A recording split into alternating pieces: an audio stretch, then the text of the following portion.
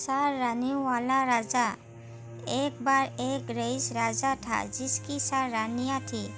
वह अपने चौथे रानी को सबसे ज़्यादा प्यार करता था। उसे महंगे कपड़ों से लाड रहता और बेहतरीन खाना खिलाता था। वह उसे केवल सबसे अच्छा देता था।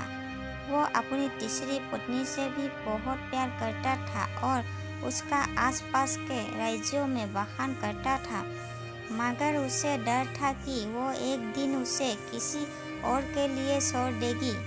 वो अपनी दूसरी पत्नी से भी प्यार करता था और वह उसकी हमराज थी और वह उसके साथ हमेशा सहानुभूति, इज्जत और धैर्य से रहती थी। जब भी राजा को कोई परेशानी होती थी तो वह उसे बताता था ताकि वो राजा को उस परेशानी का हल बता सके। राजा की पहली पत्नी राजा की सबसे वफादार थी और राज्य और उसकी दौलत बढ़ाने में बहुत मदद करती थी, मगर वह अपनी पहली पत्नी से प्यार नहीं करता था। एक बार राजा बीमार पड़ गया और उसे समझ आ गया कि उसके पास समय बहुत कम है। इसलिए उसने अपनी चौथी पत्नी से पूछा कि मैंने सबसे ज़्यादा प्यार तुमसे किया है और तुम्हें सबसे बेहतरीन चीज़ से नवाजा है, तुम्हारा सबसे ज़्यादा ध्यान रखा है। अब जब मैं मरने जा रहा हूँ, क्या तुम मेरे साथ देने के लिए मेरा साथ चलोगी? तब उसके चौथी पत्नी ने जवाब दिया कि बिल्कुल नहीं। उसकी बात राजा के दिल में छुरी जैसी चुभी। अब दुखी राजा ने अपने तीसरी पत्नी से पूछा कि मैंने सारी जिंदगी तुमसे प्यार किया, अब मैं जा रहा हूँ, क्या तुम मेरा साथ चलोगी? नहीं, ऐसा तीसरी पत्नी ने जवाब दिया, जिंदगी बहुत अच्छी है और जब तुम मरोगी तो मैं दोबारा से शादी करूँगी। अब राजा का दिल बैठ गया था और वह अब ठंडा पड़ गया था। फिर उसने अपनी दूसरी पत्नी से पूछा, मैंने हमेशा ज़रूरत के वक्त तुमसे मदद मांगी और तुमने भी हमेशा मेरा साथ भी दिया, लेकिन अब जब मैं मरूंगा क्या तुम मेरा साथ देने मेरे साथ आओगी? माफ़ करना, इस बार मैं तुम्हारी मदद नहीं कर सकती। दूसरी पत्नी ने जवाब दिया, ज़्यादा से ज़्यादा मैं तुम्हें तुम्हारी कब्र तक छोड़ सकती हूँ।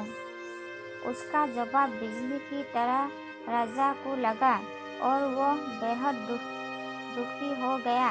तभी एक आवाज़ आई, मैं आपके साथ चलूँगी और जहाँ आप जाएगी वहाँ आपके साथ चलूँगी। राजा ने अपनी नज़र घुमाई तो उसकी पहली पत्नी खड़ी थी। वह बेहद कमज़ोर थी क्योंकि वह खाती नहीं थी। दुख से भरकर राजा ने कहा कि जब मेरे पास मौका था तब मुझे तुम्हारा बेहतर ध्यान रखना चाहिए था।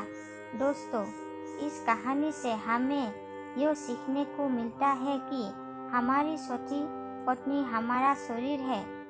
हम चाहे इसे सजाने धजाने में कितना भी दिल लगाए, मृत्यु के समय ये हमें छोड़ जाएगी।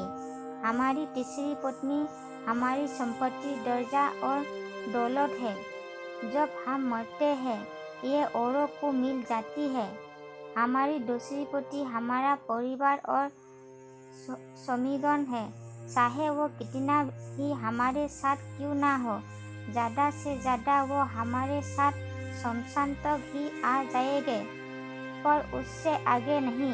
हमारी पहली पत्नी हमारी आत्मा है जो अक्सर दौलत, ताकत और अहंकार के सलये बेध्यान हो जाती है, मगर हमारी आत्मा ही एक ऐसी है जो जहाँ हम जाएंगे वहाँ तक जाएगी। इसलिए इसे उपजाए, ताकतवर बनाए और इसका आज से ही ध्यान रखें। यही दुनिया में आपका सबसे बड़ा तोहफा है। दोस्तों, आपको यह कहानी कैसी लगी और आपको इस कहानी से और क्या क्या सीखने को मिला ये हमें नीचे कमेंट बॉक्स में कमेंट करके ज़रूर बताइए।